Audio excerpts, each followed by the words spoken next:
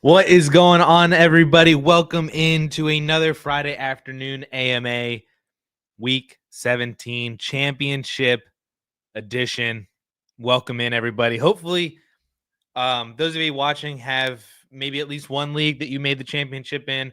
I'm playing in 3 right now, out of like 6 or 7 leagues, I think. So I'm pretty lucky. It's been a pretty good year for fantasy football. But the games on Christmas and then last night were not super kind to me. So we'll see how this weekend of games play out for my personal championships. But let's see if we can help you guys also win your championships this week with some start sit decisions. I'm sure a lot of you guys in here probably maybe have some more start sits. That's what I've been kind of anticipating. So I do have John Paulson's 4 for 4 rankings up here. John Paulson is one of the most accurate fantasy football rankers on a weekly basis for the past decade or so. He's won multiple awards for it from Fantasy Pros and whatnot. So I have his rankings up here to back me up as well for any start sit decisions or just Dynasty questions in general. We can go through all that. Toronto Dave is in the chat. Friday AMA, Addison, baby. What's up, man? What's up? Drew C is in the chat. Yo. What's going on, everybody? I did post this, post the link to the stream a little bit later in the day. Usually I post it at like 9:30, 10 or so, but I don't think I put this one up until after 11. Christmas holidays and whatnot, you know how it is. So I don't know if and plus it's 2 days after Christmas, so not even sure if everybody's going to be able to tune in at the same time. But Timothy's got a question. He asked thoughts on Caleb Williams and his rookie season. Been a heck of a roller coaster ride. It most certainly has been. He's definitely fallen in my rankings. And I think that a lot of the stuff that is wrong with Caleb Williams is not really as much on him as I think a lot of people want to make it out to be. I still think Caleb Williams is a very, very good player. And I think the situation was very strong in a lot of ways, and we weighed those, I think, a little bit too heavily because we didn't look at a lot of the other things that would weigh him down. Like the offensive line was really, really bad. I think we really quickly dismissed how poor of a hiring that Shane Waldron was, coming from Seattle, who did horrible in Seattle. But I mean, got another job. That didn't work out. He got fired. And I think that we underweighted a lot of the issues with Caleb and the fact that he was still a rookie, and we overweighted a lot of the other stuff that probably didn't necessarily need to be overweighted. So he's definitely dropped down in my rankings, but at the same time, I still have faith that moving forward, he can still be a very good quarterback. Maybe he doesn't have the Patrick Mahomes level ceiling that we all kind of put on him coming into the NFL. But I mean, if he could just be, Jared Goff or even maybe just like Justin Herbert, who can kind of like have these really high highs or have these kind of low lows. I don't think that Caleb Williams is necessarily a bad dynasty asset. He gets sacked a lot, but I think a lot of that is also due on the offensive line. He's still going to have really good weapons, whether they re-sign Keenan Allen or not. They'll still have DJ Moore and Rome Odunze and DeAndre Swift. Hopefully they can get a new offensive weapon in there, or a new offensive coordinator in there too, to really tighten everything up and throw things positively for Caleb Williams. So still have faith, still have hope. But maybe the ceiling, we just need to kind of redo our expectations of Caleb Williams. Where's he on Keep Trade Cut? I think on the top of my head, I'd probably have him around QB 13 or 14. Where is he on KTC? He is QB 10. So he's ahead of Drake May and Bo Nix. Not sure I would have him above either of them. He's still above Kyler Murray. Still above Baker Mayfield. I think he's just in that range. Like, I think QB 10 is fine. Down to QB 15 is fine if you want him above or below some of those names: Brock Purdy, Jared Goff, maybe depending on what Michael Penix does. We'll see what JJ McCarthy does hopefully next year. There's a lot of names, but I think he just kind of fits into that kind of higher to mid QB2 range for Dynasty. If Darnold wins out versus Green Bay and Detroit to secure the 1 seed, does he have a strong case for MVP? I think that in a normal situation, maybe, but I mean, Lamar and Josh Allen have just been killing it so much more. I think that he maybe wins like comeback player of the year if you want to define him this year as a comeback for him. I think he's got that locked up in multiple ways, but I don't think that I think he would have a case for MVP, but that's like how I thought that, Dylan Gabriel might have a case for Heisman, but it was just so clearly and obvious that the race was really between Genty and Travis Hunter. And that's how I feel is the same with MVP this year, where Darnold could have a case, but I think it's just so clearly between Lamar and Josh Allen that it's just the type of season that both of those are having. I don't think that it really competes. Like, I don't think Darnold really competes with either one of those two, but it's a fantastic story for sure. Ryan's in the chat, says happy Friday. Happy Friday to you, Ryan. Happy Friday to Chris as well. Welcome in. Welcome in. Hope you had a great holiday. Yes. Fantastic holiday over here. Got to celebrate first Christmas for Oliver. So it was really, really fun. And I hope that you and everybody else watching also had a fantastic holiday break. Hopefully the games did not do you as badly as some of the games did for me. I have Nico and Mixon in multiple championships right now, and that was not fun. Had JSN in a championship, not as fun. I lost CeeDee Lamb, not as fun. Chris lost CeeDee Lamb and Jalen Hurts in both of his Dynasty championships. That is not fun. So we're struggling. We're struggling this week. You think Kamara and Richardson missed this week? I do think that actually that Alvin Kamara does play. Although I don't know why they would necessarily play him. But I could see Kamara potentially playing. He did not practice yesterday, so it really just depends on what he does today. If he doesn't practice today, then I think that just means that he's out. Oliver woke up. But I feel more confident that Anthony Richardson is going to play. He kind of came up like earlier in the week with something, but I think that he has a much stronger chance to play. So I feel like if you're relying on Anthony Richardson, I'd be all right with it. If you're relying on Alvin Kamara, I'm hopeful that he could play, but I would have a backup option just in case for Kamara. Steve says, hey, Addison, Penn State alum here. Welcome in, welcome in. Always appreciate other Penn State alums. I have one wide receiver and 2 flex spots to fill for the championship. All things considered, weather, playoff implications, kickoff times, injuries, etc. How would you fill them with these players? Waddle, Dowdle, Kincaid, McMillan, Pollard, Down, Shakir. Great question. So we need to fill 1 wide receiver, 2 flex spots. I feel like based on what McMillan has been doing recently, that he's just kind of a lock. So I'll check see what Paulson's saying on all this stuff too. Bleacher Nation report. Joe Flacco is currently taking the first team reps for a second straight day as Anthony Richardson watches. So if Richardson doesn't practice today, then that probably means that he's out. So there's that, Brandon. Sorry. So it might be that you have neither one of them this week either. But all right, back to Steve. So I think McMillan would be a lock based on what he's been doing recently, the role that he plays. Tampa has a pretty solid matchup against Carolina. They have to win the game as well to continue their playoff hopes. So I would play McMillan in the wide receiver spot.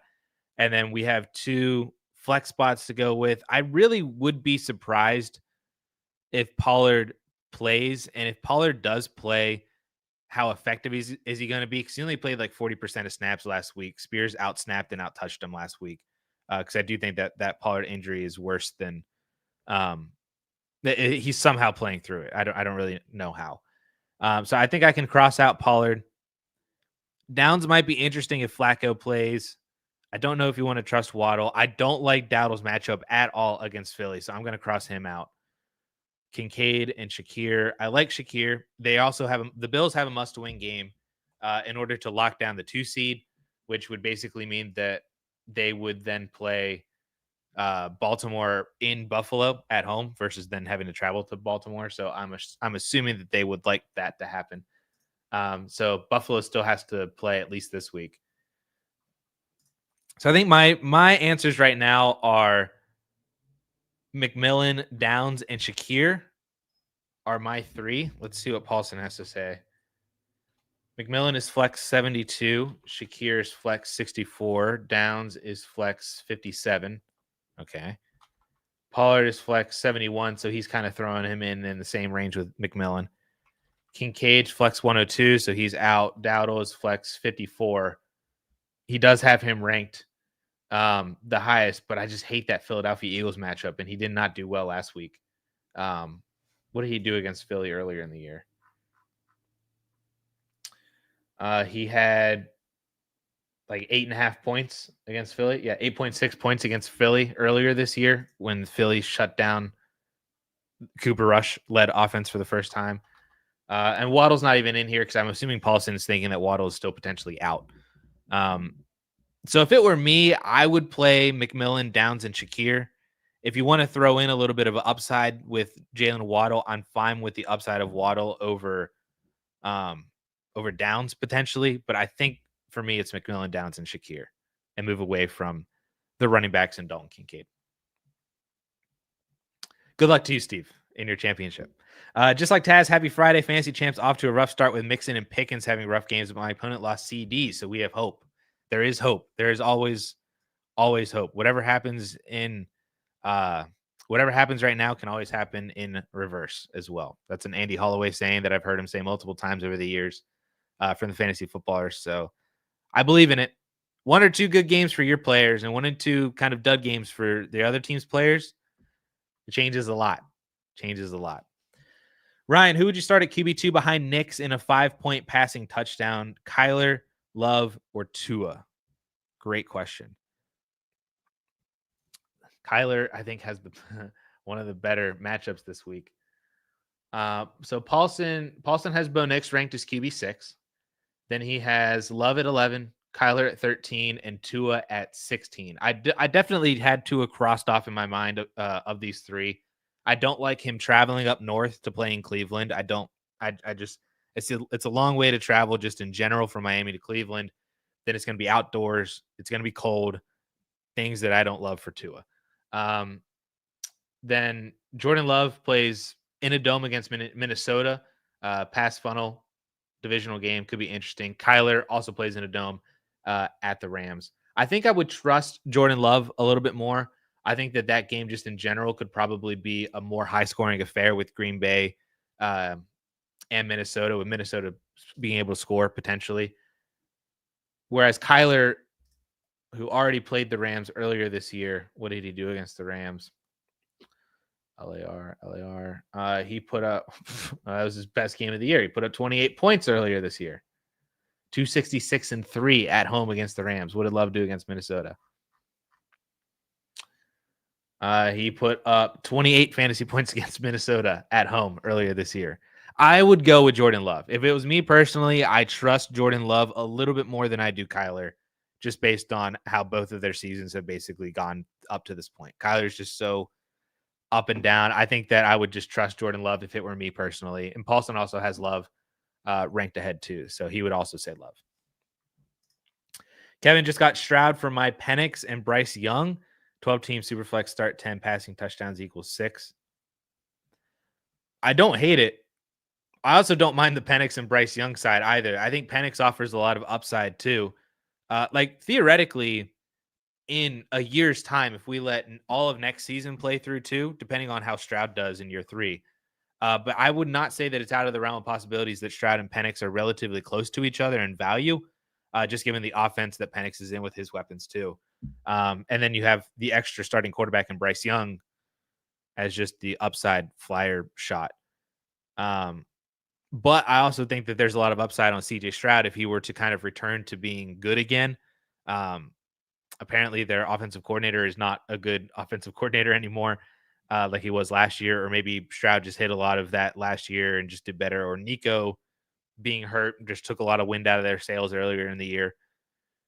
There still is upside that Stroud could return to potentially being a top 5 or 6 dynasty quarterback like he was earlier this year coming into the season. But I also think that there's potentially just as much of a possibility that Penix and Stroud are relatively close this time next year, given the upside of Michael Penix. I don't hate this trade one way or the other. I feel like if it were me, I'd probably lean towards the 2 starting quarterbacks more than just DJ Stroud. Just me personally. But I also don't mind the Stroud side either. It's kind of like a buy low, essentially. Lamb injury sucks. I'm right there with you from Ryan. A lot of people made it to the championship with CeeDee Lamb and now do not have CeeDee Lamb, and it hurts. To the people that said Neighbors over MHJ, to them I say, I'm stupid. You're smart. You were right. I was wrong. You're the best. I'm the worst. You're very good looking. I'm not. uh, it was a tight competition between the two. I definitely did not think that there was as much of a talent gap between Marv and Neighbors as people were thinking that were pro Marv. Neighbors was just as good. I was actually going back through. I was looking at planning content for what we could do early on in 2025. And I was going through what videos we made this time last year, and it came across the one where I made the video literally arguing for Malik Neighbors to potentially be the rookie wide receiver one. Like he was that good. Although if you bet on Marvin Harrison Jr., I still think that there's a lot of upside there, and that was not necessarily a wrong choice either. They just got to work out some kinks in their offense. Then also BTJ over Dunze. I know I saw a few on that train too. I know I was not another L for me. Still, I just don't think that. I don't think if you chose Odunze over BTJ, that was consensus. I mean, Odunze was 106, 107. BTJ was in many cases behind Xavier Worthy for a lot of people because Worthy got the Chiefs landing spot. But I think that this is just another situation where, the talent was not as far away as what we initially thought it was coming into draft season. And then the landing spot for BTJ helped a lot more than the landing spot for Rome Odunze. But I bet you if you swapped landing spots, that Odunze would be killing it in Jacksonville right now, and BTJ would still be kind of stuck behind Keenan Allen and DJ Moore. So that's a kind of landing spot situation kind of thing too. So I don't think that this was a bad decision to have chosen Odunze over BTJ in rookie drafts. It just may not have been as optimal for year one, but I think that for Dynasty, there's still a lot of hype and upside for Odunze moving forward, especially if they don't have Keenan Allen. And I mean, it's you can still argue that Odunze has the better quarterback than BTJ, whether it's Trevor Lawrence versus Caleb or some other free agent versus Caleb or a rookie versus Caleb. There's an argument to be made that Odunze still has the better quarterback. He's just not in the clear wide receiver one role in his offense like BTJ is. Plus, BTJ gets Christian Kirk coming back next year, potentially. Maybe Evan Ingram is still there and not injured for half the season, essentially. So things could change for BTJ. I'm not using that as an anti-BTJ thing. I love BTJ. He's a top 10 dynasty wide receiver. He's phenomenal. But there are things that can even out the playing field, so to speak, between the two that in the long run, having drafted Odunze over BTJ may not have been the wrong choice. So I still think there's hope for a lot of these guys. Brandon, simple defense question. Indy DST versus Giants or Eagles DST versus Dallas? I'm going to default to Paulson on this one. I like the Eagles defense. I'd go with the Eagles defense instead of Dallas. Eagles are the number one ranked defense for Paulson. That I feel like that one's just easy. Dallas's defense has been and I think that Kenny Pickett is going to be good enough in that offense with the weapons that he has for it to basically be the Eagles defense. I'd rather play. I just think it's easy. A Cooper Rush without CeeDee Lamb. They shut down Rico Dowdle. Then all you have to do is basically just shut down Brandon Cooks and Jalen Tolbert and Kavontae Turpin. That's so much easier than shutting down A.J. Brown and Devonta Smith and Saquon Barkley, even with Kenny Pickett. So Eagles defense, very easy for that one. And then Colts versus the Giants. I think I lean the Colts on that one. Colts are defense number 3 for Paulson here. I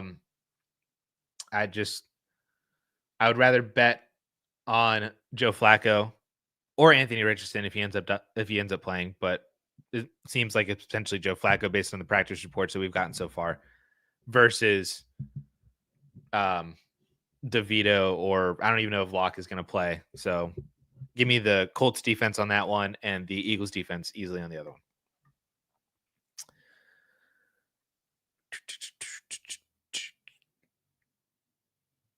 Being the 1 seed is overrated. I'm not in any of the finals that I was the 1 seed in. I feel like the people that just sneak into the playoffs always seem to win a league. I was the 1 seed in one of my leagues. I made the championship. But I will say that I made the championship as the 3 seed in my other, the 3 seed in one, and then the 5 seed in the other one. So the 1 seed is definitely not overrated. I think that you just got hit with a weird year. But I will say in general, it is way better to have the 1 or 2 seed. Maybe you'd rather have the 2 seed than the 1 seed, but having that first round bye is way better than being a wild card playoff team, for sure. Just look at the win rate. It's way higher for first round bye teams. If Anthony Richardson missed, do I run Flacco or Cooper Rush? Oof, I'd run Flacco against the Giants defense. I'd rather do that than Cooper Rush, who had like a horrendous time against the Eagles without that was at that point he had CeeDee Lamb. That now he does not have CeeDee Lamb. So to me, this is pretty easily Joe Flacco. Where does Paulson have Cooper Rush? Cooper Rush is QB 31 for Paulson. And for reference, Anthony Richardson, is he on here? He might be updating them now.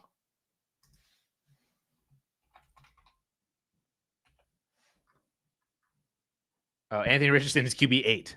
But that incorporates a little bit of the rushing upside. If I removed the projected fantasy points for his rushing, which is more or less like 7, he's got him for like 50 yards and the potential for a touchdown. That would drop him down to basically right where Cooper Rush is. I'd still go with Josh Downs. Not Josh Downs. I'd go with Joe Flacco for throwing to Josh Downs and Michael Pittman and having Jonathan Taylor versus Cooper Rush without CeeDee Lamb. McMillan has been a fun late season surprise. He hope he keeps the production up into next year. It really seems like it depends on what they do with Chris Godwin. Godwin is a free agent, so it seems like there's a likelihood that they could let Godwin walk, keep McMillan in that kind of Godwin role, and then maybe they add like another kind of wide receiver 3-ish kind of guy as like more of a deep threat player than a actual possession kind of guy, because McMillan's got that. Evans is going to be the alpha for sure. But I feel like they're missing that kind of like that speed piece. You know what I mean? Like I don't really know who that would end up being in this year's class, but maybe like if one of the Oregon guys declare, that could be them, or somebody along those lines. I think that if they had somebody that was like a 4-3 kind of guy, I think that they're missing that they wanted Trey Palmer essentially to be, but I could see them going for it. Circling back to Steve's question, Shepard and Otten are out, which is good news for McMillan. There we go. All the McMillan.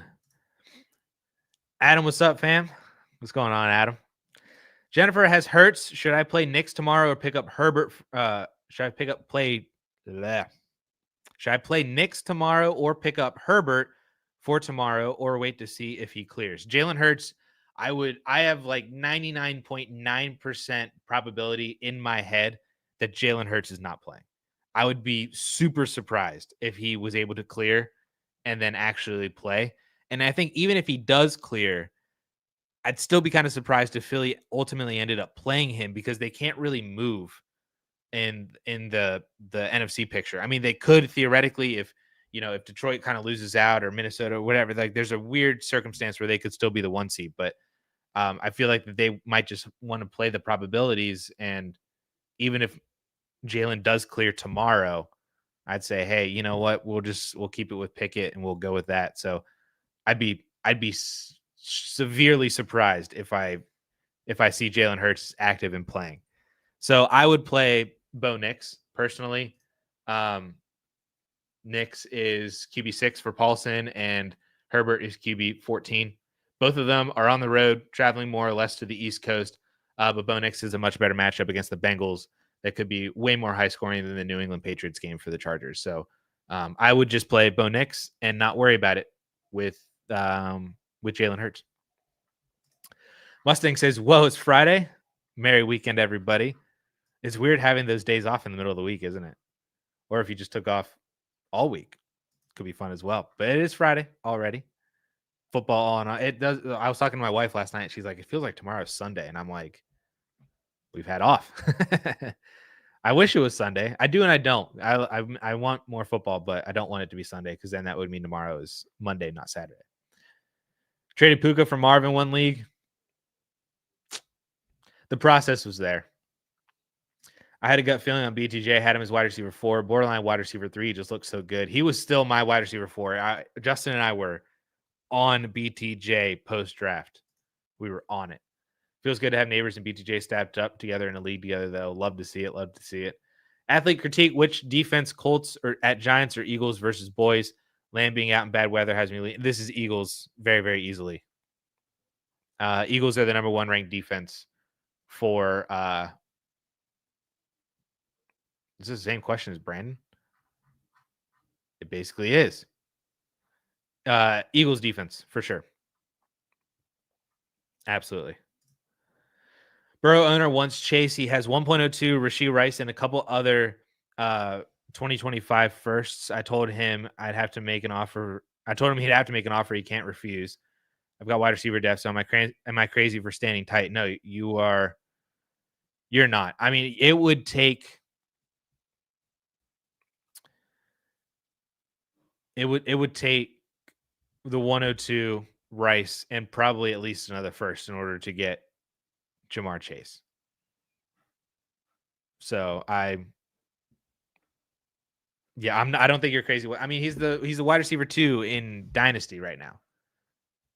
For some, he might even be wide receiver 1 because he has Burrow rather than, even though Justin Jefferson's been fantastic with Darnold and could still be fantastic with JJ McCarthy, some people probably still want Jamar Chase with him being a year younger, tied to Joe Burrow, all that kind of stuff. So I don't think you're crazy whatsoever. You got to, when you find these wide receivers, you can't just trade off of them because they're fantastic. They're valuable.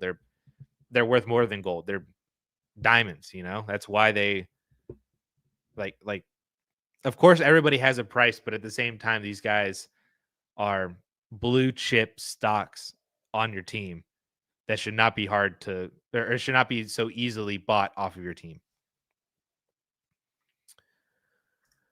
Is Nico as elite as we've been pegging him since his elite start this season? He gets so much down the field work, but the short-term intermediate PPR stuff is just not there for them. No, I definitely still think that Nico Collins is very elite. I think that they have an offensive system issue. Stroud also has looked really, really rough. I think that he is still absolutely just as elite. Their offense, basically, for the past couple of weeks, I saw somebody tweet about it, and it was completely right, is that, they try to run it with Joe Mixon. They don't get there. And then basically their offense relies on Stroud finding Nico Collins to convert on third downs. So I just think that their offense is just kind of broken right now.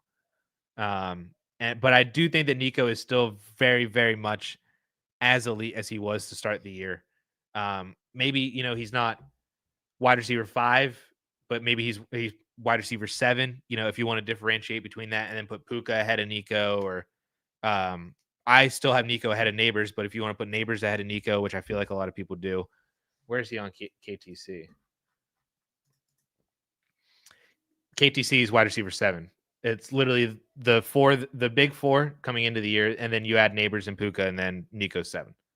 Then you have BTJ, Marvin Harrison, JSN, Drake London, Garrett Wilson, AJ Brown. Wow, AJ Brown, wide receiver 13. Trade Drake London for AJ Brown, fellas.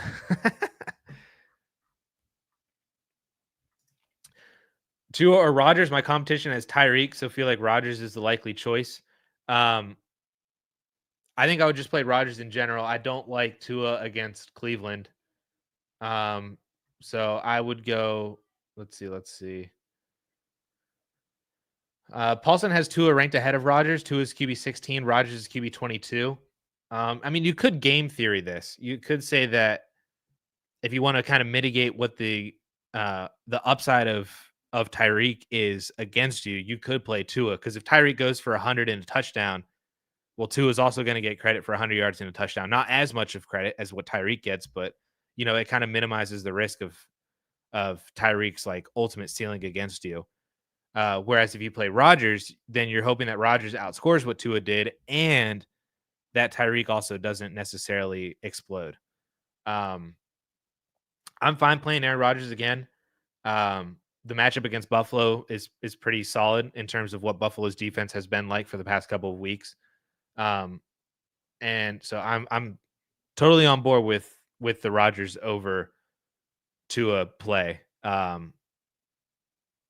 again, like I said, if you wanted to gamify it and kind of limit the upside of Tyreek against you by still getting points for Tyreek doing well, then you can play Tua. But if Tyreek doesn't do well, that means Tua doesn't do well, and maybe Rodgers did better. So it's just I think that's too galaxy brained. I'd probably just play Aaron Rodgers. As for bro, not me starting Caleb and Stroud in championship week. Somebody asked me the other night. They said, should I play Caleb and Geno and or wait for Jalen Hurts? And I was like, well, Jalen Hurts is probably not going to play, so I think you got to play Caleb and Geno. And then we got that game last night. So that's seems like unless you had Derrick Henry or Lamar, you're probably not really in a good situation right now if you've had anybody play, essentially. So maybe a lot of people are in the same boat, especially all the people that that had CeeDee Lamb in the championship, that had Jalen Hurts in the championship, that that's where we're at. If people are treating Nico like a top 5 wide receiver in the offseason, I might be selling, unless the Texans had a slot guy in free agency or draft that could open things up for him. Depends on what they do with Stephon Diggs, and then also how he recovers from his ACL injury. Tank basically is not going to play, I don't think, at all in 2025. I'd be really surprised if he did. They could add somebody. I don't think it's crazy for them to draft. If they draft Emeka Egbuka, that could be interesting. I just think that Nico as a talent is so good, and if it's like, if you're the person on the other side of the table saying, hey, I'm cool selling Nico Collins for around this kind of top 5-ish dynasty wide receiver value, and that means I could trade Garrett Wilson in a second to get Nico, I would rather have Nico in that instance. If it's Garrett Wilson in a first, then yes, I'll take Garrett Wilson in a first. But, if all it takes is a second-round pick to upgrade from London or from Garrett Wilson or from Ladd McConkey or from JSN even, I'd probably take Nico Collins in every single one of those situations, if that's what the sell looks like. I'd treat that as a buy low. Am I crazy for currently starting Titans defense versus Jacksonville? I have the Lions, and the only intriguing options on waivers are Dolphins, Raiders, and Browns.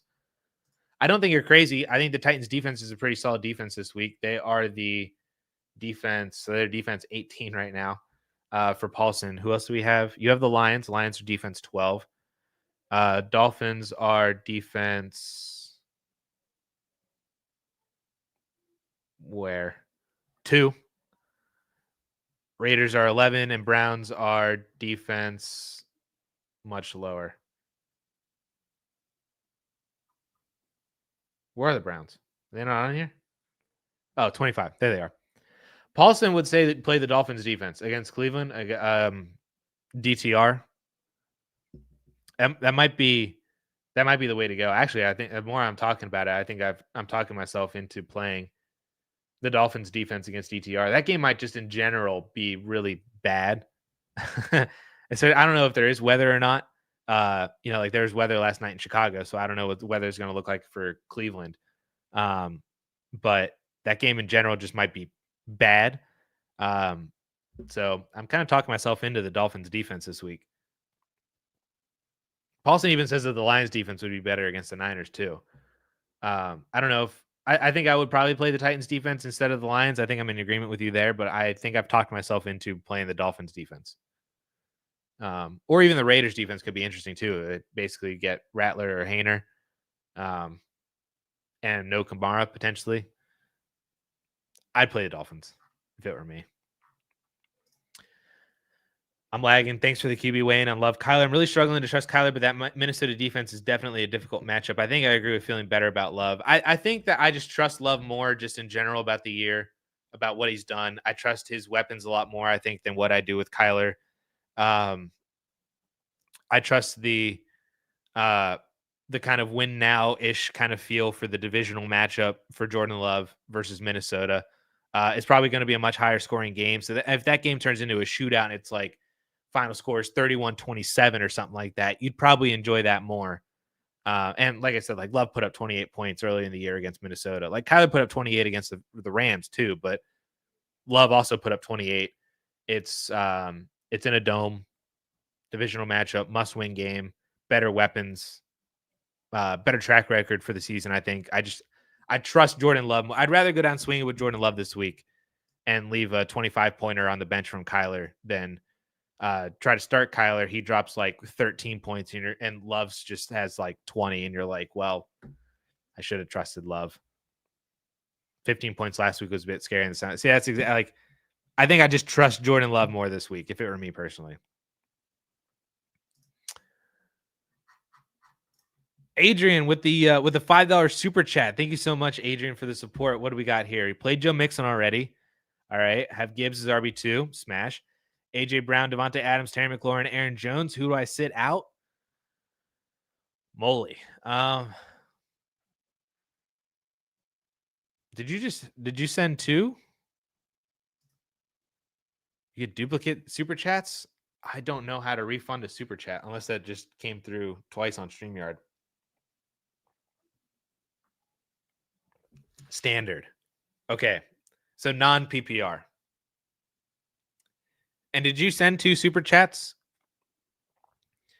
Because if you did, and they're both the same, I'd like to refund you. I don't know how to refund super chats on YouTube. I've never had this issue before.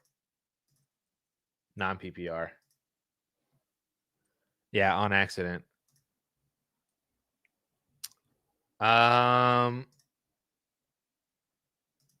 Supers. I don't know how to. It's all good. If you want, you can shoot me a DM and then we can see. I don't know if we can like tack on like a DLF premium subscription for you for like a month or something, because that's basically what the price is for a DLF premium membership. So then you get a little something extra on top for the extra $5 too. But appreciate the accidental double $5 super chat to make it 10. So non-PPR. You already played Joe Mixon. Gibbs in his RB2. Love that. AJ Brown, Devontae Adams, Terry, Aaron Jones. Who do you sit?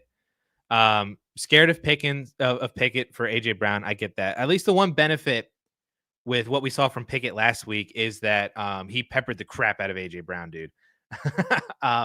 Yeah, Genji just said it too. Pickett throwing the ball 25 times and 15 of those are going to AJ. I was watching that Eagles game, man. That's all Kenny Pickett was looking at. He was just looking at AJ Brown. Every now and then he would look at Devonta Smith. But there was a moment, it was like a good either halfway or more than halfway through the game where if you looked at the box score, there were only 3 players on the box score that had targets. It was AJ Brown, Devonta Smith, and I think Saquon Barkley had one at that point. Like those are the only players that had targets. So I think that's the one benefit for AJ Brown is that he could just be peppered the crap out of with targets from Pickett. And hopefully if there's not defensive pass interference on every single one of the of his targets like there was last week, then I think that AJ Brown could still do well. You don't think they're going to spam Barkley? I mean, they could most certainly rush Saquon Barkley into the ground for sure. Dallas's matchup is going to be really, really good for Saquon. I think me personally, I'm still playing AJ Brown. I would still play Terry. I like the matchup against the Falcons. So to me, between Aaron Jones and Devontae Adams, who do you play? I think that answer there is Devontae Adams. I think I'm sitting Aaron Jones. Let's see what Paulson has to say. So Paulson has AJ Brown ranked as flex overall 20. So that's very high. That's actually, I see Aaron Jones right there is at 24. Terry McLaurin's right there at 25. And Devontae Adams is 15. So Paulson would say that Adams and AJ Brown are basically 2 of the locks. We just got an Eagles. AJ Brown's practicing today after being limited yesterday, so that's good.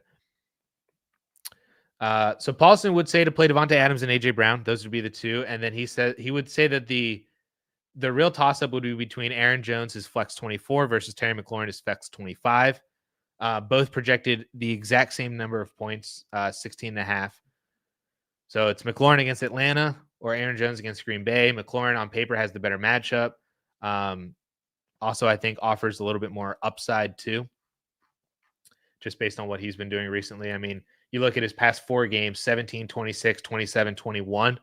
He had 2 points against Philly, but then prior to that, he had 16, 15, 17, 15, 23. So, man, and a really good matchup against the Falcons. Washington also kind of has to win that game too.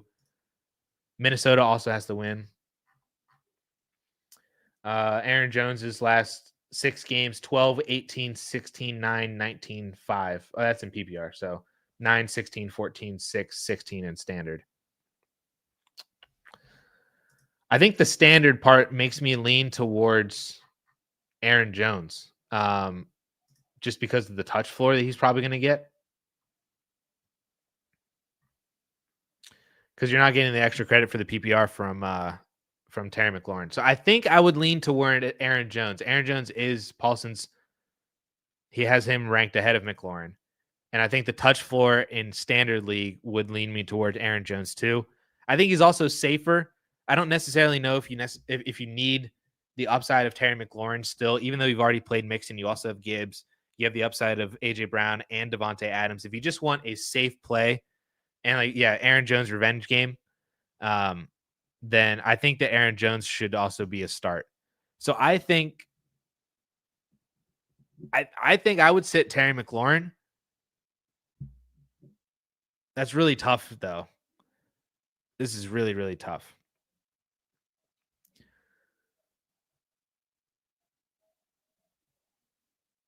I think I would sit Terry McLaurin. That's where I'm gonna go.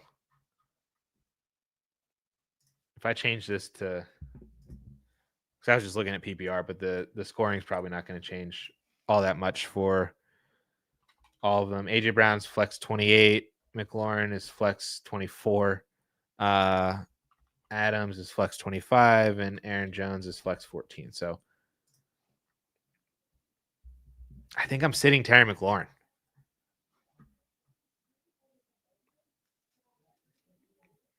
It is so close though.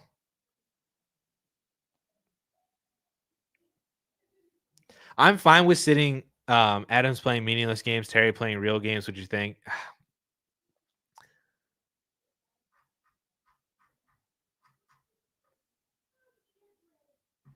I think that even though the best $10 spent,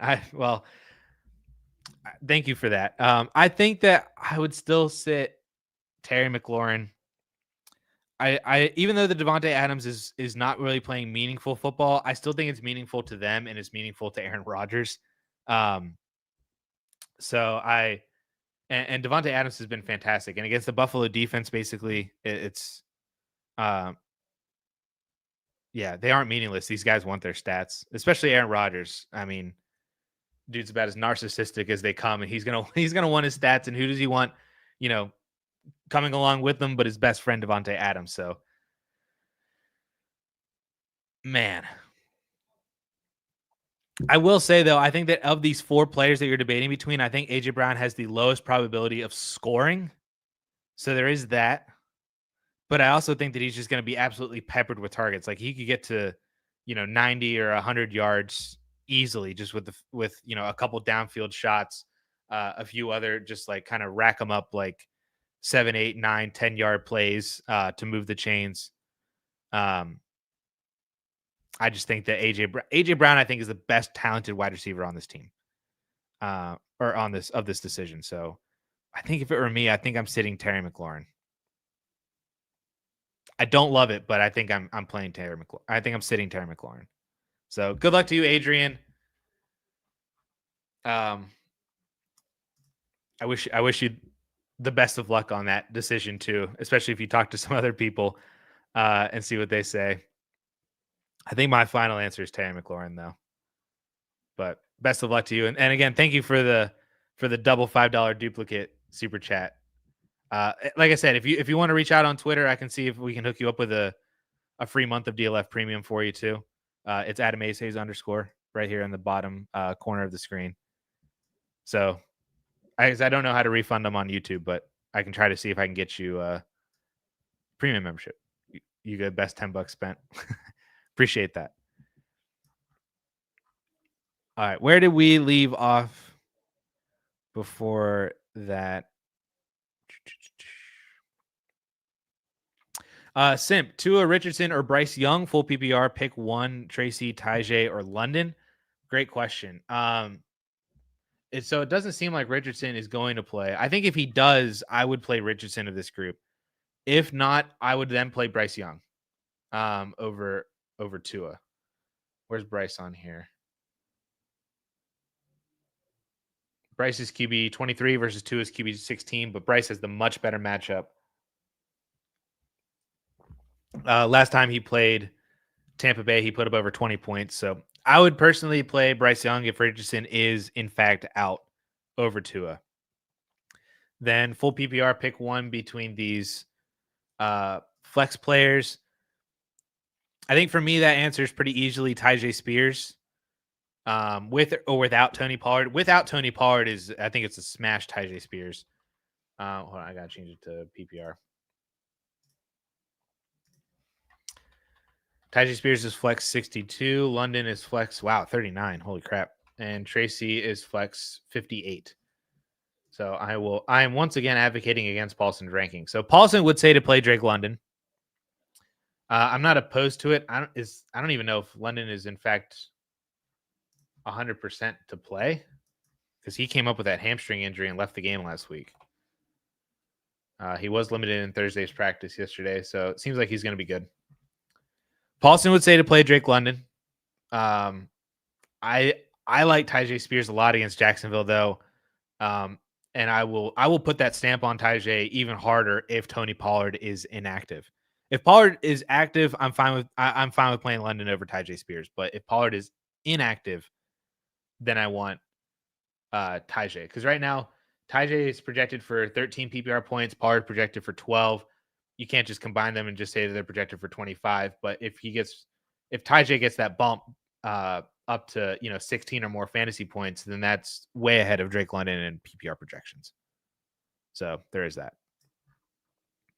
I'm fine with London though. Raiders or Buccaneers defense? I think I lean the Raiders on that one. Paulson has them separated by 0.3 fantasy points. He does lean towards the Buccaneers in these projections. I lean towards the Raiders playing against the Saints versus I think that the Panthers offense is better than the Saints offense is right now, even though the Raiders defense is probably worse than the Buccaneers defense. But I personally lean Vegas. Paulson would say Tampa Bay, but I don't know if he's super adamant about that because they're only separated by 0.3 points of projection. Where I'd go Vegas personally. Was offered Ladd in a 26 second for London. I think I'm taking Ladd on that one. Basically, this deal would come down to whichever side had the second. 12-team Superflex start 8 half PPR. The second pushes it overboard for me with Ladd. I think I view Ladd McConkey and Drake London very, very similarly in terms of like being in the same tier. And usually in those scenarios, whichever side has the plus asset attached to it, that's the side that I'm going to pick. So I would take Ladd in the 26 second on this one. Started Nico and Stroud in the championship, still in it somehow. Always still in it. We're always still in it. I started Nico and Mixon, and I'm still in it. We're in it. This is a yikes, though.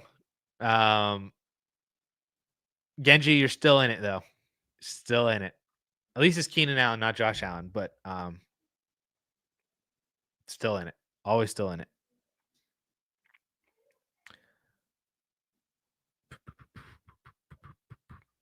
Kincaid or Strange this week? Very good question.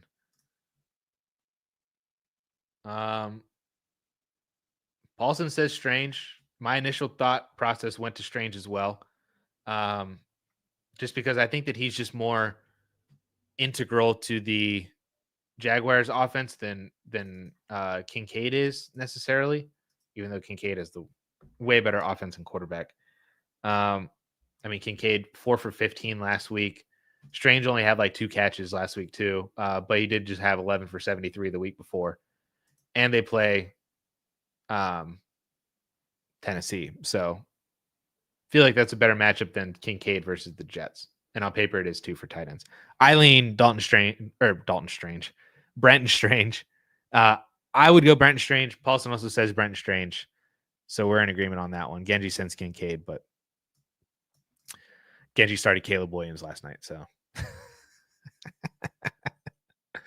Dolphins or Philly defense? I'll go Philadelphia Eagles defense easily on this one for sure. Henry, Mixon, Pickens, Boswell at the board, Jaden, Terry, Neighbors, Achane, Jonnu, BTJ to go. I think you got that one. Again, I don't know who you're playing against, but I think you got some good upside on that side for sure. All right, we got to Brees or Neighbors, half PPR plus 0.1 point per carry for Brees, 0.75 PPR for Neighbors. Okay, tier PPR, and you got an extra point per carry for Brees.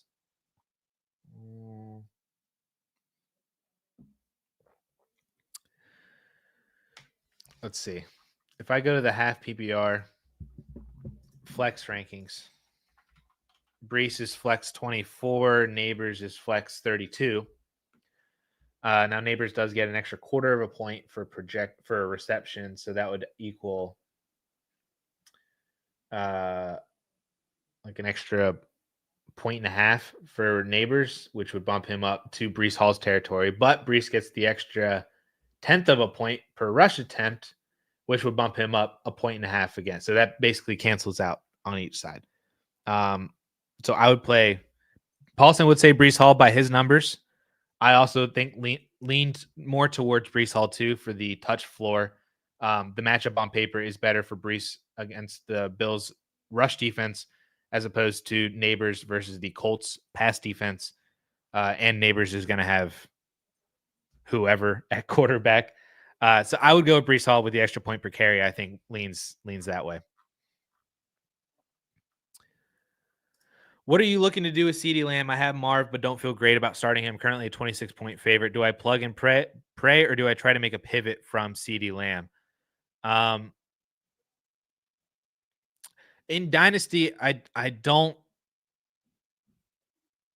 Yeah, you're playing Marvin Harrison for sure. I think the bigger question that Connor might be asking himself, and again, I don't know if this necessarily is, but do you try to trade CeeDee Lamb away? And because I know that I've seen some people, I've already gotten questions about it, that some people, whether they had CeeDee Lamb or somebody else in their league had Lamb, you can still trade. And should you panic sell or panic buy to try to win the championship? And I've been telling people to panic buy CeeDee Lamb. I can't remember the specific trades, but he was able to buy CeeDee Lamb and Tyrone Tracy for James Cook, Rome Odunze, and a late 2025 first. So, in my opinion, I mean, I would take Lamb easily over Odunze in a late first. I would take Cook easily over Tracy, but I think that the upside of CeeDee Lamb in that individual deal of Odunze in a first over Lamb is way easier. So, in my opinion, I think that that's just an easy buy low for CeeDee Lamb. Taco trade alert. So no, I would not trade CeeDee Lamb. If you're a 26-point favorite with Lamb in, then just throw Marvin Harrison Jr. in, and I think that you should be fine, Connor. And I would to anybody else out there, if you're able to still trade in Dynasty and you're looking at pivoting off of CeeDee Lamb, don't, unless I agree with Ryan here. Basically, you're going to JJ, Chase, or Puka. I would throw Amon-Ra in there if you lost Jamar or you lost CeeDee Lamb and you can go get Amon-Ra relatively easily. I'm not opposed to that to then increase your odds of winning this week. But if you can still trade and the team who had CeeDee Lamb is in the championship, go see if you can sneak CeeDee Lamb off. Give them Garrett Wilson, give them Drake London, take advantage of some age right now. Like if they want Devontae Adams, if they want Terry McLaurin, if they want somebody like that, go see if you can buy CeeDee Lamb right now, if you can still trade in your dynasty leagues.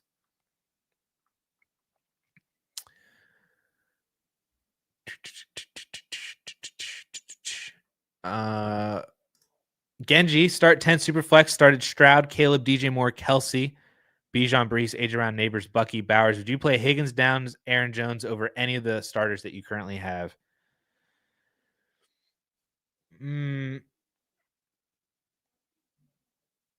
I think I would go with Aaron Jones over Neighbors, kind of for the same argument that I had for Brees over Neighbors. Not because you have a point per carry, but just I think it's the touch floor. I think I like Aaron Jones's safety a little bit more than Neighbors. However, if you're looking for the upside because of who you started, Neighbors may I don't know. Does Neighbors possess more upside? I mean, if Aaron Jones touches the ball 20 times, goes for over 100 yards and scores, I think that's a way higher upside than anything that Neighbors could get you. Higgins might even have more upside than Malik Neighbors this week. I think I'd play Aaron Jones over Neighbors. Let's see. In a PPR league, Neighbors is 28 and Aaron Jones is 24 for PPR. For Neighbors had 14 targets last week. Yes, he did, but what do you do with that? 13 fantasy points. He had 14 targets the week before that too. That was 24 fantasy points. Yeah. Higgins might not even play either. That's the other thing. But I feel like if he does play, he might have more upside because it could be, he might not get Surtain for everything. I'm cool with Neighbors over Higgins. I'm definitely cool with Neighbors over Downs. Kind of feel like Neighbors isn't going to play this week. I think if it were me, I'd play Aaron Jones over Neighbors though. No, Ryan, I was reading your comment. Thanks, Giants fans, for their support during disappointing rookie season. He is slated to practice today, so Neighbors is practicing. I don't know. I think if it were me, I'd play Aaron Jones over Neighbors, but I don't think either one of them is a bad play necessarily. But I think if you're looking for a little bit more upside,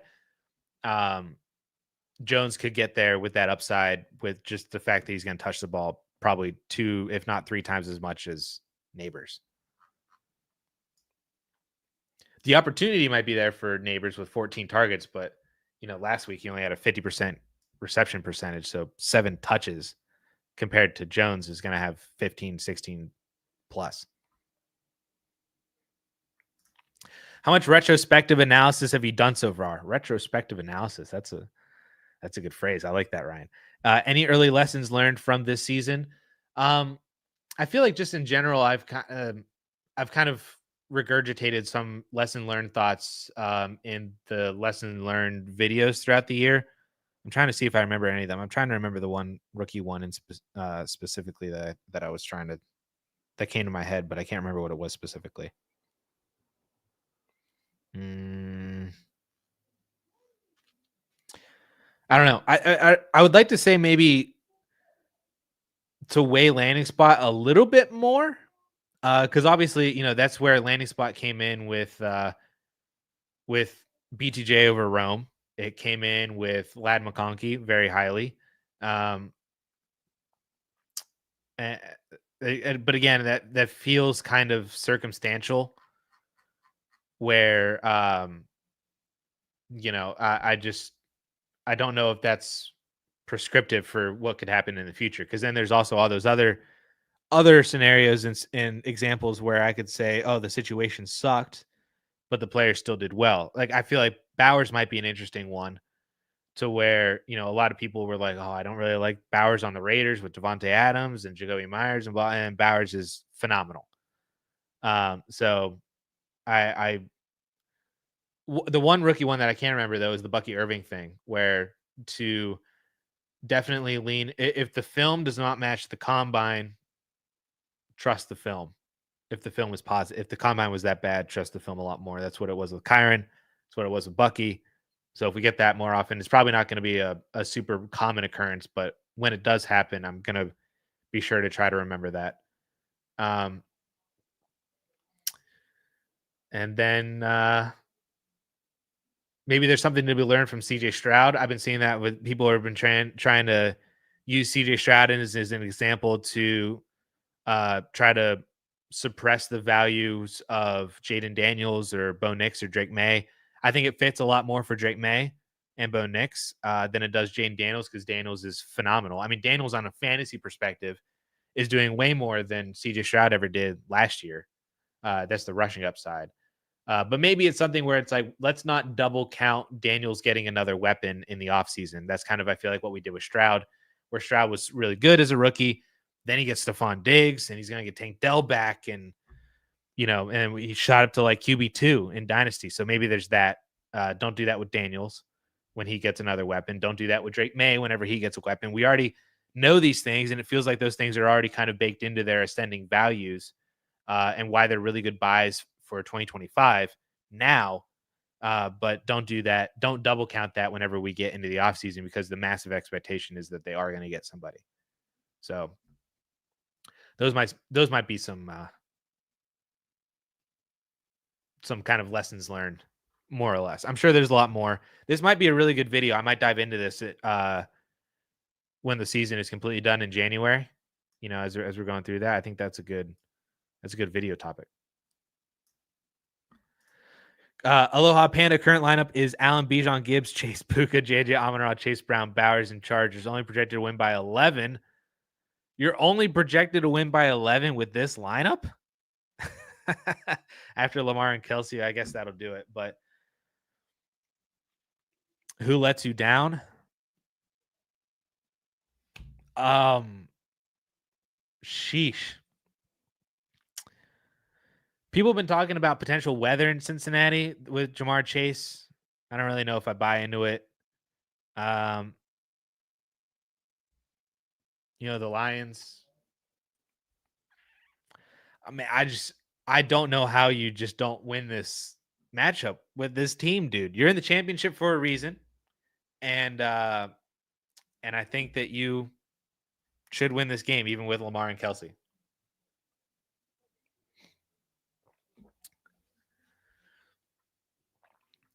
Taz is up against Herb Cook, Jacobs Ladd, Amon-Ra, Bowers, London Brees, and Nico off the board.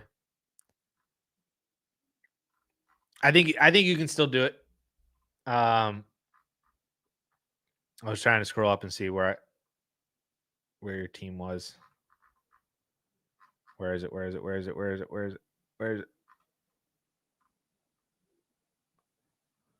Henry, Mixon, Pickens. Yeah, Daniels and McLaurin, nice, and Neighbors. I still think you can do it. The upside of the Daniels Terry stack, throw some Achane and Jonnu and BTJ in there against the Titans. You already had Derrick Henry, so that kind of canceled out some of your Mixon and Pickens. I think you can do it. Thanks for the help throughout the season, Addison. Well, I appreciate you for asking questions and trusting the advice that I've been laying out there. So appreciate you just as much for the support.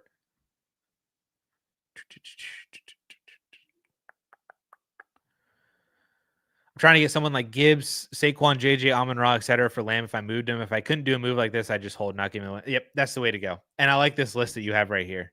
I would definitely get something on top of Saquon Barkley. Of this whole entire group, I think you still need to trade Lamb for Saquon plus, just because he's a running back. He's getting up there in age. So I think that he's the one that I think you definitely need a plus to still move off of CeeDee Lamb. Even Gibbs, I would want something, a Gibbs plus for CeeDee Lamb still. JJ and Amon-Ra, you're probably going to have to add to get to Justin Jefferson. You might even have to add to get to Amon-Ra with your situation right now. But so I'm cool with adding something little if you can move over to them. But I feel like with Gibbs and especially with Saquon, I probably wouldn't move Lamb away unless I got something on top of the running backs. Will I Bucky, Bowers, AJ Brown for sure? I mean, Bucky, You were right last week, Genji, on that. You just need to start Bucky every single week. Bowers, I feel like you just need to start every week too. There's not really much better alternatives, I think, to Brock Bowers either. And I'm you and I have been in lockstep with AJ Brown all year, so I'm not changing my opinion with Kenny Pickett this week. He's gonna get peppered. Cup or Garrett Wilson? Fantastic question, athlete critique. Let's see. Where does Paulson have these two? Garrett Wilson is flex 46. Cup is flex 43. Thanks a lot, Paulson. My head went to Garrett Wilson initially just because I feel like Cup has been in this kind of a slump. On paper, Garrett Wilson is a much better matchup against Buffalo than Cup does against Arizona. So I initially went towards Garrett Wilson. They're basically projected the same number of points. They're only separated by 0.2 fantasy points. So I'd go with Garrett Wilson if it were me.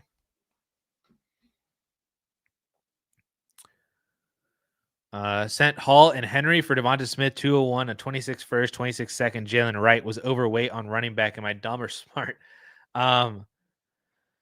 Henry for the 26 first, I think makes sense. Then you trade away Hall for Smith, 201, a second, and Jalen Wright. I don't mind that whatsoever either. I honestly, I feel like this is a pretty solid trade on both sides. I think I do lean towards the wide receiver and the 26 first and second, and the 201 this year too is nice. I think ideally I would have liked maybe one more first thrown in there. Just make that 201, the 20 and the 26 second, just another 26 first or a 27 first or something, or 25 first would have been nice too. That probably would have been like, yes, I like that side a lot more. But I still like the Devonta Smith side. I do like the Hall and Henry side too.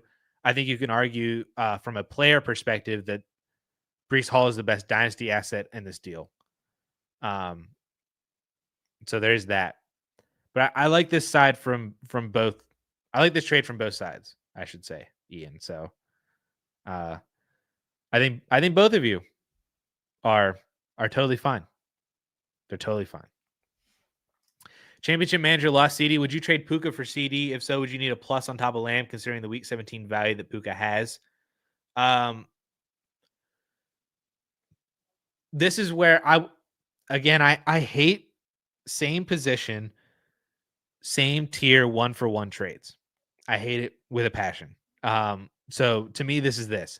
So I would not trade Puka for CeeDee Lamb because I view them in the same tier, and I would not trade CeeDee Lamb for Puka Nacua on the other side.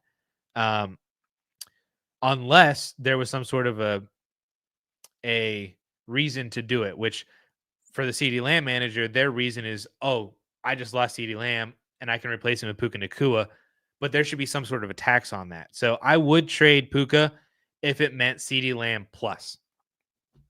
So if it's just a 1-for-1, I would not do it. But if you get CD in a second, I think that's a smash for Puka Nacua. If you get CD, I probably would do CD in a third just to get the extra third, because then you could use that third in some other way. Maybe that helps get a deal done in the future for somebody, or you take a shot on a rookie and that rookie ends up being Ray Davis or Bucky Irving on the plus side, or somebody like that. Jalen McMillan on the plus side. Shoot your shot there with the rookie in 2025. So yeah, if there's a plus attached to CD Lamb, Puka for CD plus something, I would do it. But just Puka for CD straight up, no, I would not. I would tell the manager that you need to pay a tax to replace CD Lamb in your lineup with Puka Nacua.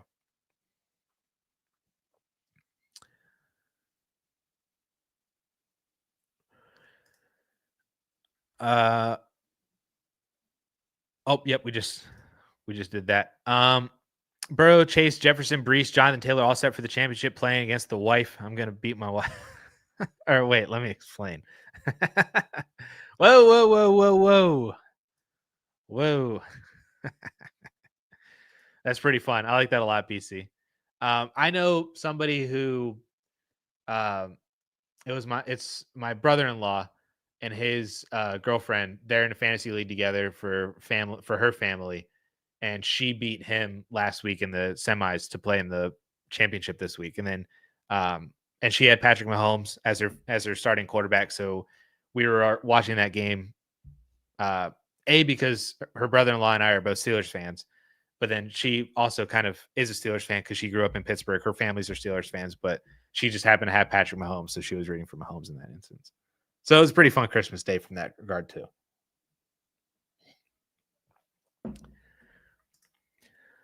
All of Tyler's injuries going into the chip: Ayuk, Godwin, Monty, Lamb, Chubb, Kirk, Eckler just had a rough season, but still in the championship. I mean, hey, that's phenomenal managerial expertise on your end, Tyler, to make it to the championship despite losing a lot of these guys. Monty and Lamb were the recent ones though. But yeah, losing Godwin so early was rough. Losing Ayuk while he wasn't playing well, it's still like I have Ayuk on a dynasty championship that I just lost Lamb in. And I'm thinking, hey, if Ayuk was still healthy, I'd rather play him. But yeah, well done to you, Tyler, for still making the championship with all these. If J.K. Dobbins plays, are we playing J.K. Dobbins or Breece Hall? So I have a hard time, A, believing that J.K. Dobbins is actually going to play, and then B, then trusting J.K. Dobbins into my lineup in championship week. Personally, if it were me, I would play Breece Hall. I'm playing Breece in 2 of my championship teams and hoping for a pretty big game. Let's look at the running back rankings for Paulson here.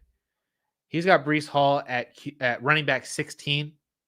And he's got J.K. Dobbins at running back 23. So he does have Dobbins in here thinking that he is going to play. There's a difference of 3 PPR fantasy points. And I personally have to agree with it. On paper, Buffalo's a better matchup for Breece than New England is for Dobbins. I just don't know if I can trust Dobbins first week off the injury in the most important week of the year. I understand. I just saw you said Breece has been mediocre. You need to win. Absolutely. But last 2 weeks, 13 points, 14 points for Breece the last 2 weeks. To me, that's more than fine. I'd be like ecstatic if JK got me like 13 or 14 fantasy points. And that's what Breece has been doing just in general the past couple of weeks. Let alone the fact that, the game before he got hurt, he dropped 31. Then he came back, he dropped 6 points, didn't play a whole lot of snaps, but he dropped 6 points, was inactive again, came back from injury, dropped 13 and 14. So, and has a better matchup than Dobbins. I get it that you don't trust Breece a lot. I'm here for the Breece 40 bomb personally.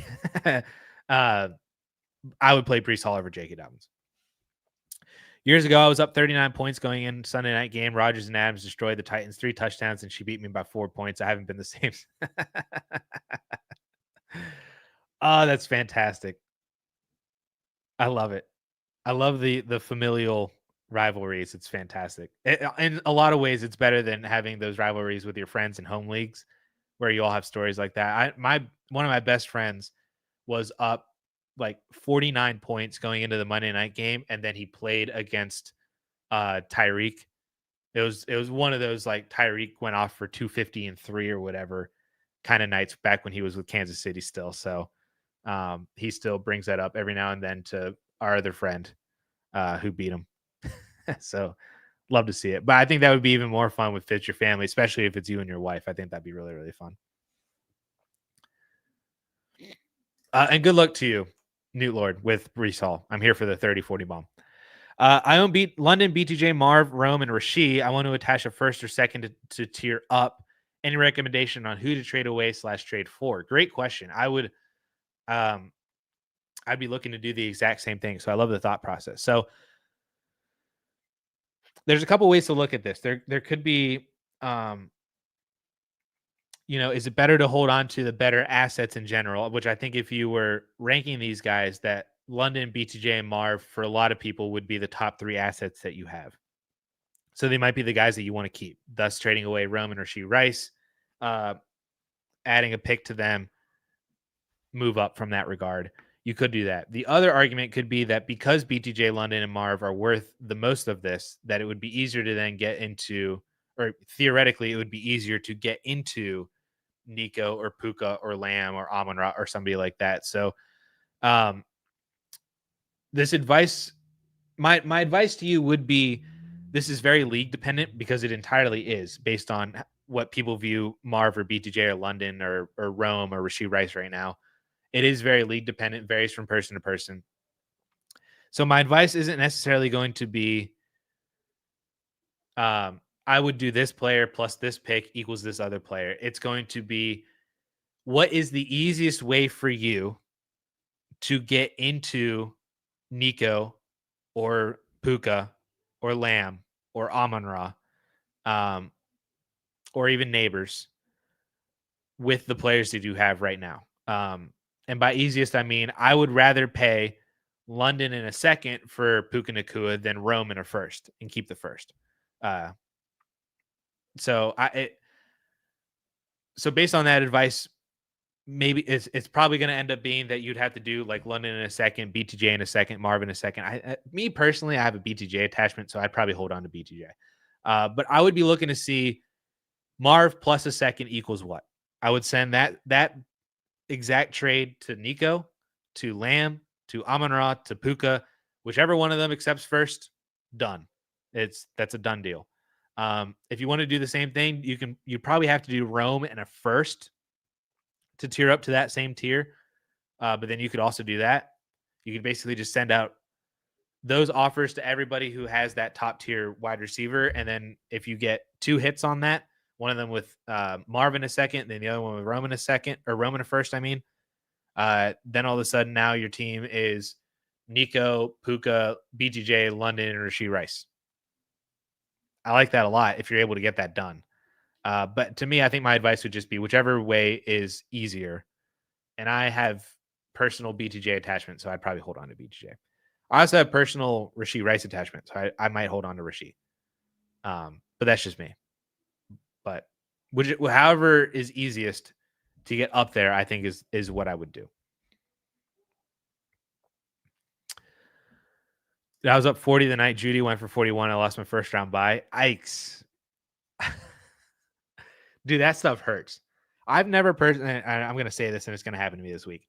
I've seen it a lot where people lose because of the quarterback kneel down at the end of the game. Like they were winning by 0.1 and then the quarterback, had a 2-yard kneel down.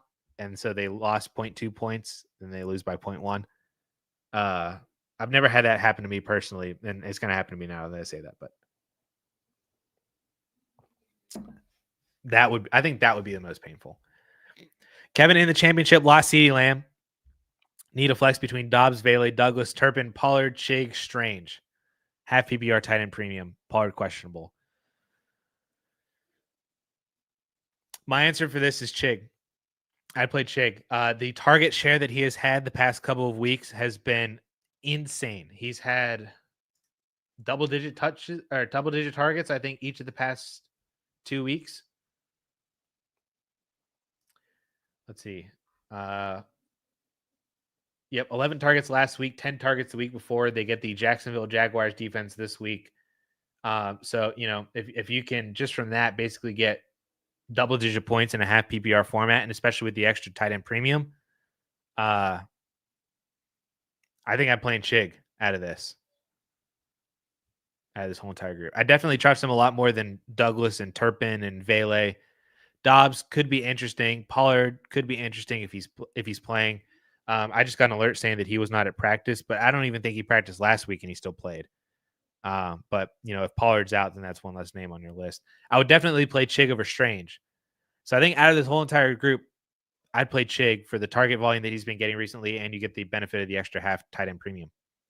So I'd play Chig, and good luck, Kevin. Dynasty 12-team PPR tight end premium have 6. Worth trading for number 1? I mean, sure. What do you have to give up?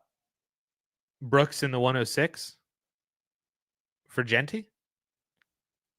I mean, I'd do that. I don't know if they would do that, but that's probably what you're looking at. Minimum. I wouldn't trade JSN or Puka or Pickens. But basically everybody else I think is on the board. I don't know if I would do Walker in the 106 for Genty, but if it's Brooks, the 106, and I don't know, a second. I think you might have a roster where it might be really hard to trade for the 101, unfortunately. So it might not be worth trading for the 101 given the assets that you currently have. It might be a little bit more difficult, and thus might not be worth it. Lamb and a third for Puka. Hey, I mean, I'm good with that too. To help win your championship this week, and then you get Puka moving on. You only had to give up a third. Nice. I'm on board with that, Connor. Well done. Well done. Is there any hope for a Kendrick Miller, Trey Benson, Blake Corum, Kamani Vidal, or Jerome Ford in 2025? I'd ask about Estimate, but he's going to be RB1 in Denver. um, no, I don't think so. I mean, I like all these guys for handcuffs, but I don't know if any of these guys are going to become the RB1 for their team next year. Without injury, I should say. Like, I don't think Kendrick Miller just goes into the RB1 role like they let Alvin Kamara walk or Trey Benson, like Connor. He would have to get hurt. Kyron would have to get hurt for Corum. Jerome Ford is probably the de facto starter going into the year, but they probably add somebody. Like, I would love Amari and Hampton on the Browns, so that would kill Jerome Ford. I'd keep all these guys as handcuffs, but I just don't think that there's upside for them to be more than that without an injury. So that's where we're at. Anybody start Squid Game season 2? I didn't even know that it released, but I saw it on TikTok then. Like, I saw a clip of like the first episode, and I was like, "Oh crap, Squid Game season 2's on." So now I gotta check it out. Because I like the first season, I liked it a lot. So we'll see how season 2 is.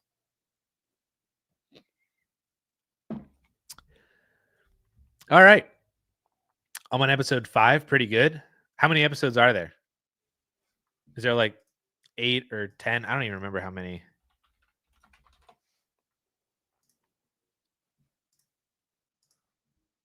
Episode guide. There was 9 episodes in season 1, 7 in season 2. Sweet. I'm gonna have to check it out. Always appreciate some new television. All right, we got to the end of the questions, and it's a good time too because we're doing like a part 2 Christmas essentially because my sister came home. So part 2 Christmas for basically my side of the family. We did Christmas with my wife's side of the family. My side's going to be this afternoon. So good time to end. How often will you do AMAs in the off season? That's a fantastic question. I'd probably take a small break, and then just in general, Justin and I like to take breaks in February after the Super Bowl, basically until the combine's done. Then we hit the ground running with rookie content. Probably take another break in June. I know I'll at least be on vacation at the beach in June this year. So there's that. Drake London was a full participant in practice and will not have a game designation. Wow. All right, so Drake London's playing. I don't know if I'll do weekly AMAs. I might do. I don't know if I'm going to do bi-weekly or maybe just once a month, or it might depend on the time of year as well. Like, I might do maybe one AMA at the end of January, one in February, just to kind of get with you guys again. Because there's not enough happening in the NFL to warrant stuff changing and value shifting all that much in the offseason. Might bump up the AMAs once like free agency goes through, as we go through rookie season. Bump up AMAs again after the NFL draft, probably through May. And then maybe go back to once in June, once in July, and then August we'll ramp it back up again weekly. I feel like that's a pretty good schedule. 1 to 3 or 4 times a month, depending on what's happening in the NFL. That might be the answer. So,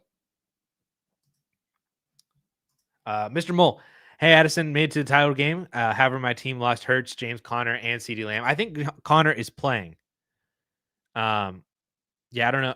It depends on who you have. Fortunately, I have Goff, Brees, and Ridley. Didn't lose anyone else. Typing out a second question. But you might still have Connor. Looks like he is going to play. You might not have a better option though. Like I agree with Genji that like maybe Connor isn't like the most trustworthy play, but if you don't really have anybody else, like if it's between him and like Ray Davis or Amir Abdullah or somebody like that, I'd probably just play Connor. But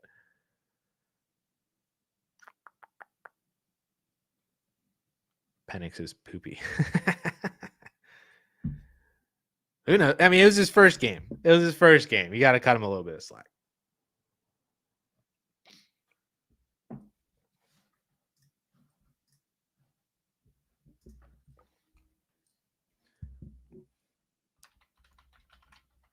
Sorry, I'm waiting to see if there's a Toradol has these guys running through walls on one leg. I was waiting to see if there's the part 2, because this is one of 2.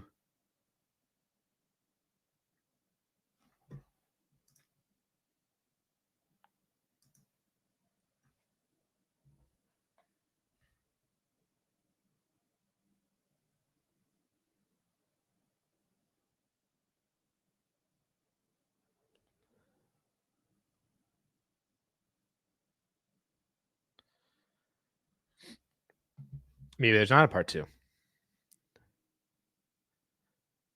Or is it not coming through? He got replacements.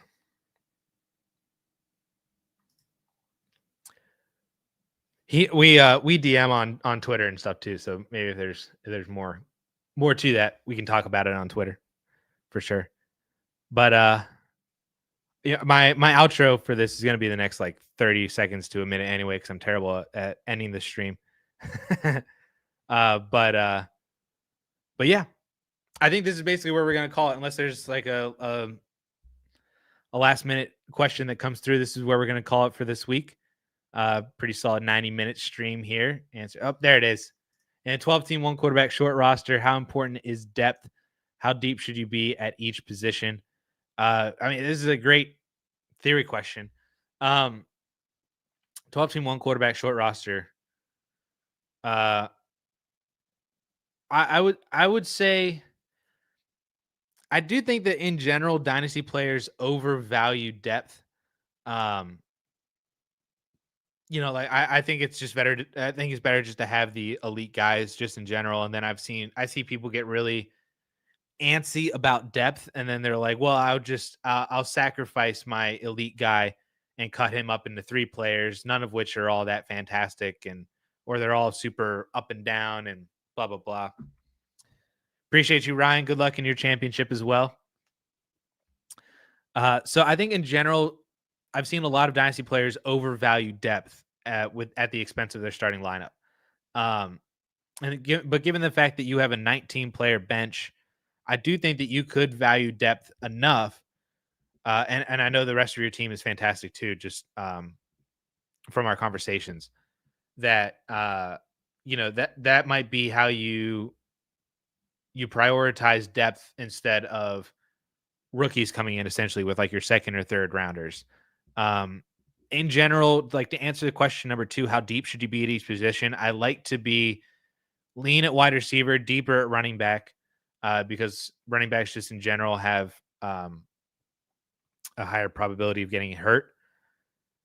Of course, then, that sucks whenever you lose like a CeeDee Lamb, then you don't really have that fantastic of an option. But I generally like to have like as many starters as you're able to start, plus like 2 essentially for the wide receiver position and potentially for the tight end position too. And 1 quarterback is probably nice to have an extra starter or 2. Then you could stream, especially if you don't have like an elite guy. You had Hurts, but you also have Goff, so that's nice. And then that frees up the rest of your bench then for running backs. Is how I like to go about it. So depth is important. Not overly important that I would sacrifice your starting lineup though. But I do think, especially in a shorter bench roster, like you only have 19 players, it's only one quarterback, so that devalues the quarterback position more, allowing for more bench spots for other positions.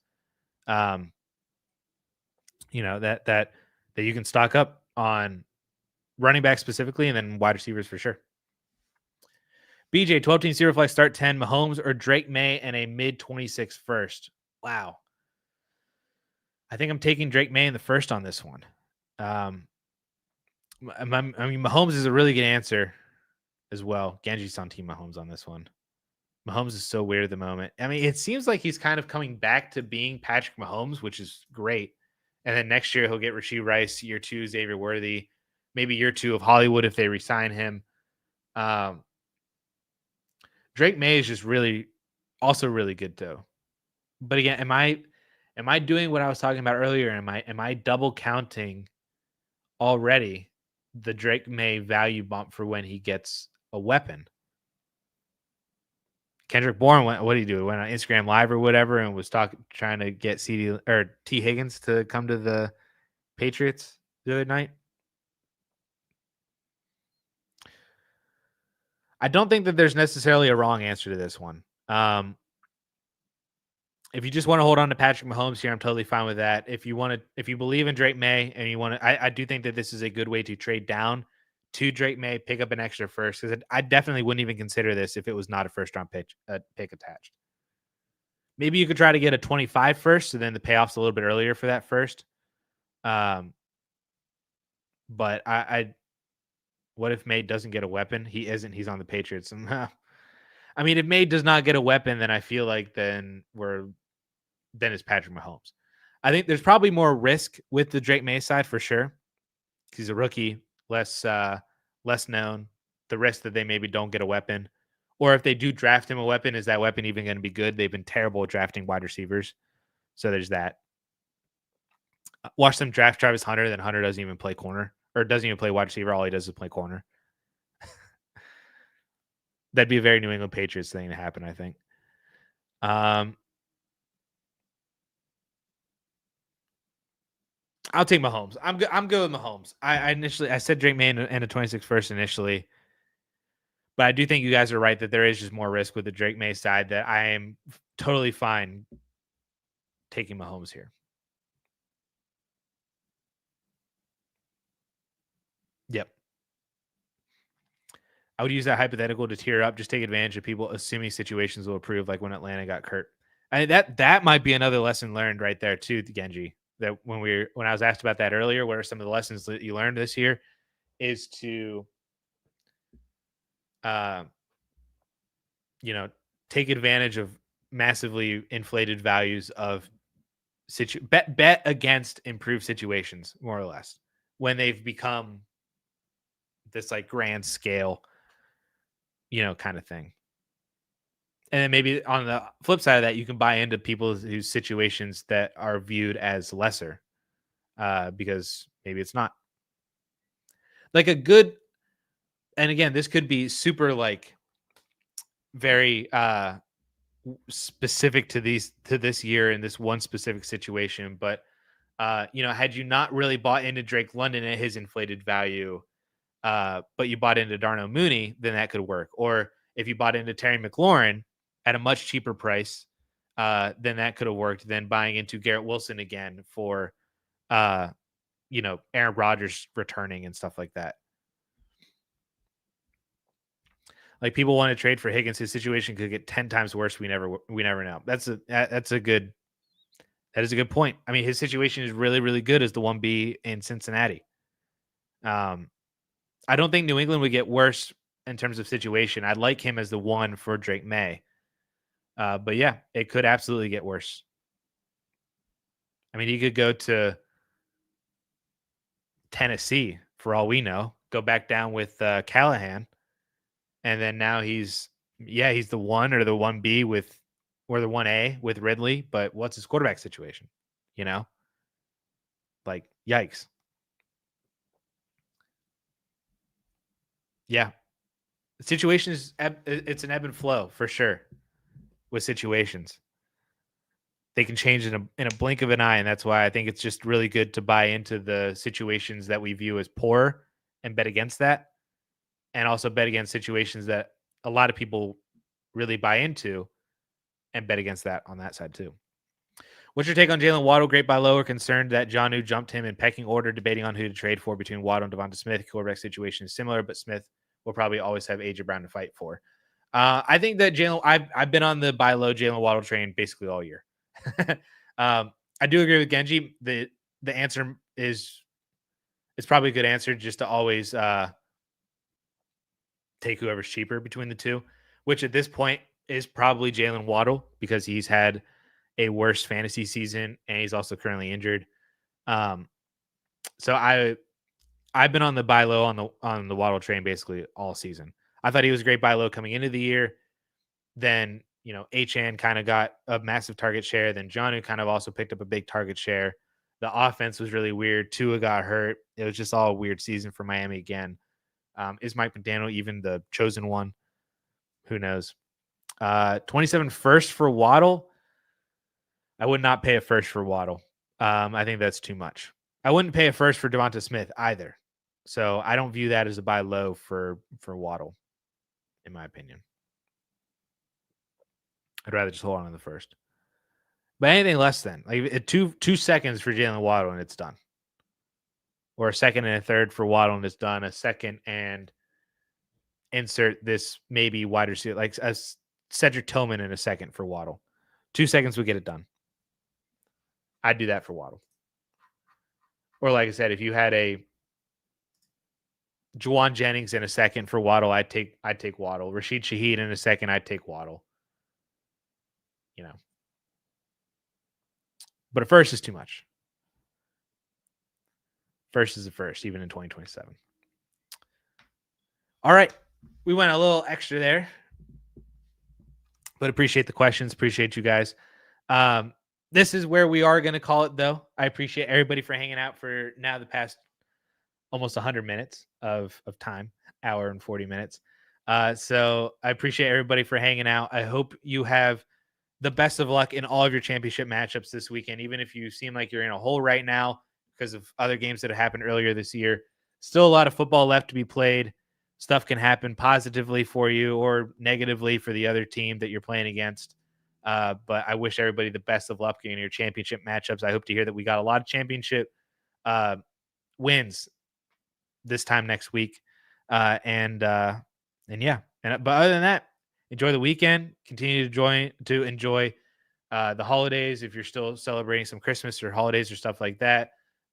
New Year's is next week. So enjoy the New Year's holiday as well. I guess I'll see you guys next year then. See y'all next year. But I appreciate it. All right, guys. I will catch everybody later. Have a fantastic weekend. Good luck in your championship matchups. Terrible at ending the stream, so I'm just going to hit the end now button. Later, guys. See ya.